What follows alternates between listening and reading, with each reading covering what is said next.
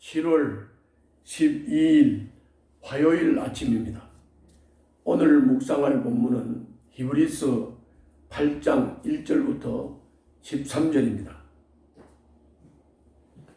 히브리서 8장 1절부터 13절의 줄거리를 말씀드리겠습니다.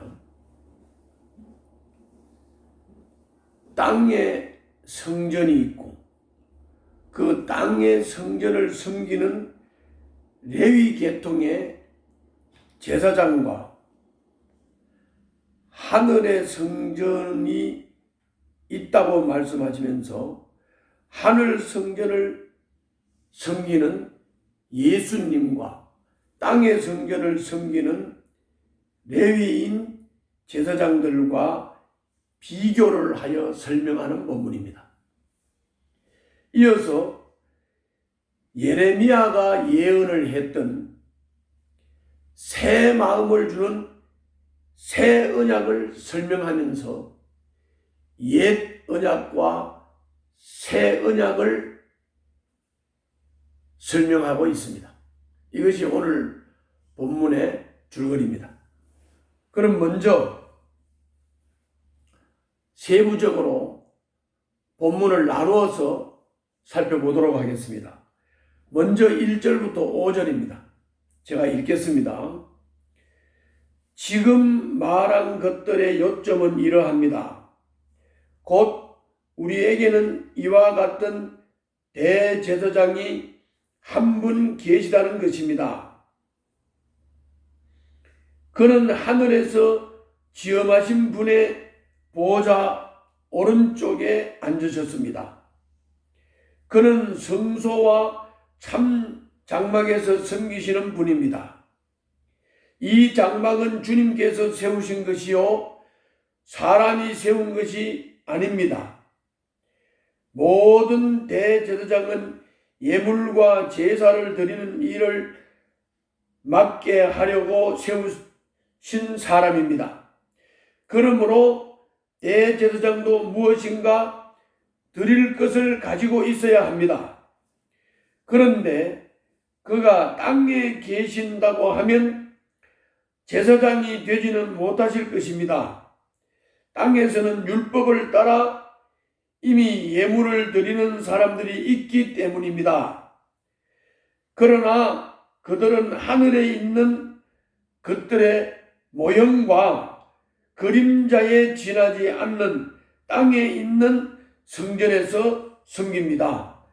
모세가 장막을 세우려고 할 때에 너는 명심하여 내가 산에서 내게 보여준 그 모형을 따라 모든 것을 만들어라 하고 말씀하신 하나님의 지시를 받은 것입니다.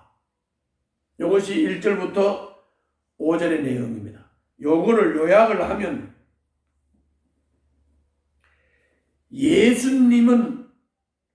예수님의 영원한 대제사장 직무를 설명하고 있는 겁니다. 예수님은 하늘에 계시고 사람이 세운 장막, 즉 땅의 성전이 아니라 하나님이 세우신 하늘 성전에서 섬긴다고 말씀하고 있습니다.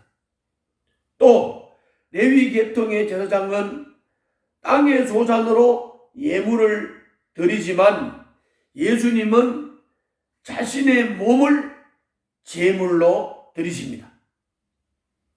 이런 차이는 땅의 성전이 하늘 성전의 모형과 그림자라는 사실을 보여주고 있는 것입니다.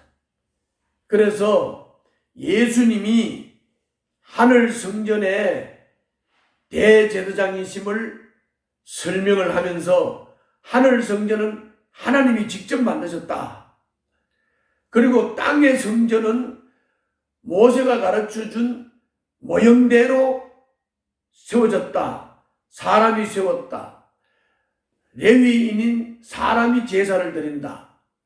그리고 땅에 있는 짐승을 제물로 드린다. 그러면서 땅에 있는 성전과 제물과 제사장은 이거는 모형이고, 하늘에 있는 성전과 대제사장 되시는 예수님과 제물인 예수님은 하나님이 직접 세우신 것이며 하늘 성전이다. 이렇게 설명하고 있는 것입니다. 다음은 이어서 6절부터 13절입니다. 제가 본문을 읽겠습니다. 그러나 이제 그리스도께서는 더욱 훌륭한 직무를 맡으셨습니다. 그가 더 좋은 약속을 바탕으로 하여 세운 더 좋은 언약의 중재자이시기 때문입니다.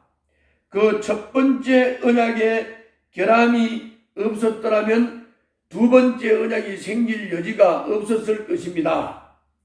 그런데 하나님께서는 자기 백성을 나무라시면서 이렇게 말씀하셨습니다. 주님께서 말씀하신다.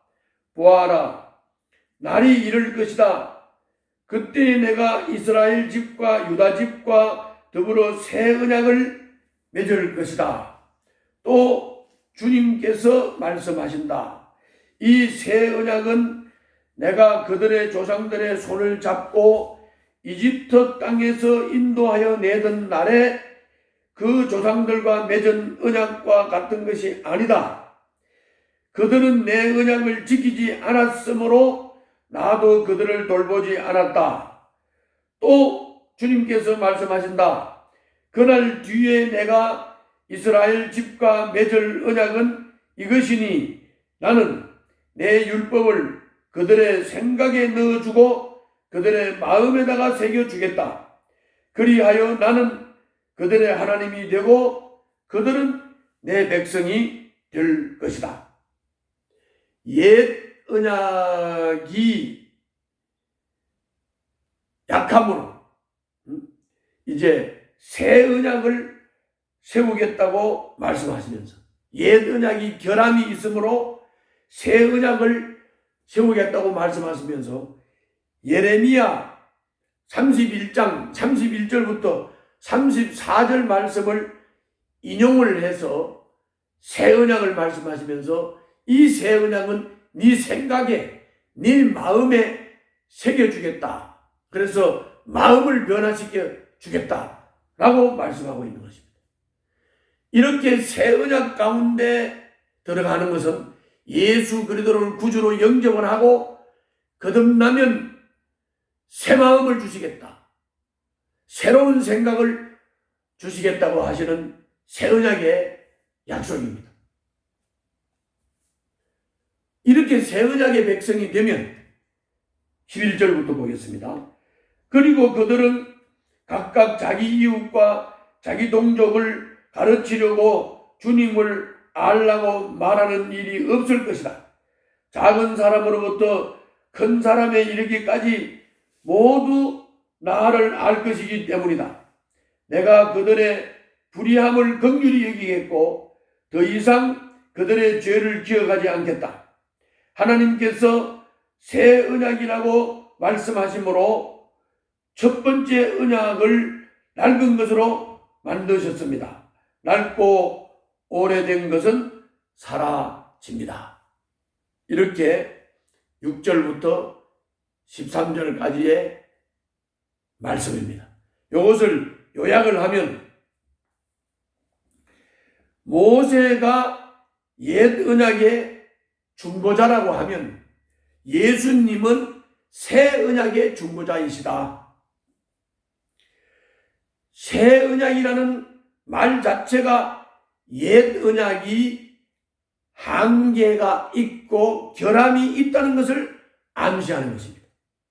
새 언약을 예고했던 예레미야 선지자의 예언, 예레미야 31장 31절부터 34절을 인용하시면서 그 예레미야의 예언이 예수님을 통해서 성취되었다고 말씀하시는 것입니다. 하나님은 새 언약을 사람의 생각과 마음에 새겨주십니다. 돌에 새긴 언약은 마음을 변화시키지 못하지만 새 언약은 사람의 마음을 바꿉니다. 마음에 새깁니다. 생각에 새깁니다. 새 언약을 마음에 새긴 사람은 모두 하나님을 알고 불의와 죄를 깨닫게 될 것입니다. 이로써 낡고 오래된 옛 언약은 사라진다고 말씀하고 있습니다. 이것이 오늘 본문의 내용이며 정리한 것입니다. 자, 그러면 오늘 본문을 통해서 계시되는 예수님은 어떤 분이십니까? 새 언약의 말씀을 사람의 생각에 넣어주시고 마음에 새겨주시는 분이 예수님이십니다. 이로써 비교할 수 없는 사랑을 알게 하시고 사람의 마음을 변화시켜 주십니다.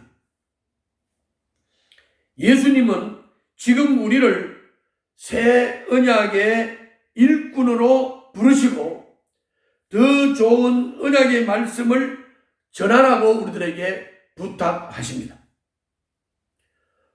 우리는 새 언약의 백성으로 마음에 새겨준 언약으로 변화된 마음으로 그 예수님의 말씀, 이 언약의 말씀을 전하는 사명을 감당해야 되겠습니다.